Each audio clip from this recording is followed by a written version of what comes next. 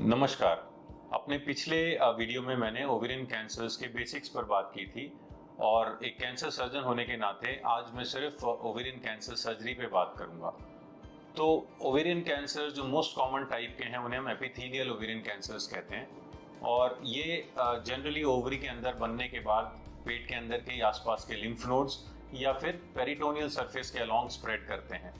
जैसे पेट के बाहर की लेयर को हम स्किन कहते हैं, ऐसे ही पेट के अंदर की जो कवरिंग है उसे पेरिटोनियल लेयरिंग कहा जाता है। इसीलिए ये कैंसर सेल्स धीरे धीरे पेरिटोनियम के अलोंग स्प्रेड करते हैं। तो ऑपरेशन के दौरान हम जनरली दोनों ओवरीज, यूट्रस या एक फैट की लेयर होती है जिसको ओमेंटम कहते हैं उसे, और पेट के लिम्फ नोड्स, पेल्विक या पैराओटिक लिम्फ नोड्स, और अगर पेरिटोनियल लेयर इन्वॉल्व है तो इन्वॉल्व पेरिटोनियम को भी निकाला जाता है।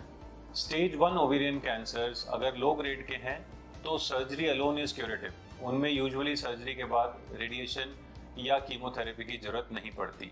लेकिन यदि स्टेज इससे ज़्यादा है या वो हाई ग्रेड ट्यूमर्स हैं तो सर्जरी और कीमोथेरेपी दोनों की आवश्यकता पड़ती है। स्टेज 3 या सिलेक्टेड स्टेज 4 ओवेरियन कैंसर्स में यूजुअली हम पहले कीमोथेरेपी देते हैं और फिर सर्जरी करते हैं।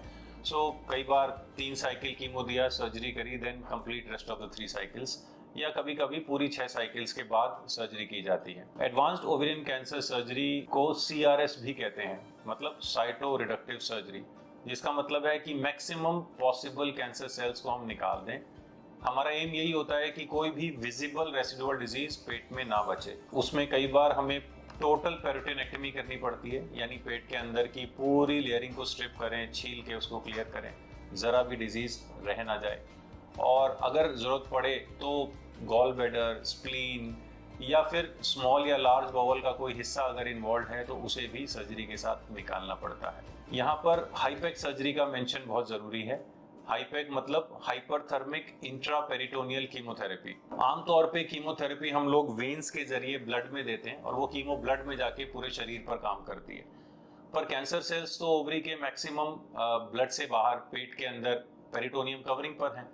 तो अगर किसी तरह हम सर्जरी के दौरान पेट के अंदर ही डायरेक्टली कीमोथेरेप्यूटिक एजेंट को डाइल्यूट करके 42 डिग्री सेल्सियस पर 80 से 90 मिनट डायलिसिस जैसी मशीन के थ्रू पेट में चलाएं डायरेक्टली, तो उनका लोकल कंसंट्रेशन हम इंट्रावीनस कीमोथेरेपी के कंपैरिजन में कई गुना ज़्यादा अचीव कर सकते हैं। तो इससे लोकल कंट्रोल हमें बहुत अच्छा मिलता है। तो इस तकनीक का भी उपयोग किया जाता है जिसमें डायरेक्टली कीमोथेरेपी पेट में दी जाती है और कैंसर का कंट्रोल बेटर होता है। ओवरी एक एग्रेसिव डिजीज है जिसमें सर्जरी बहुत इंपॉर्टेंट है।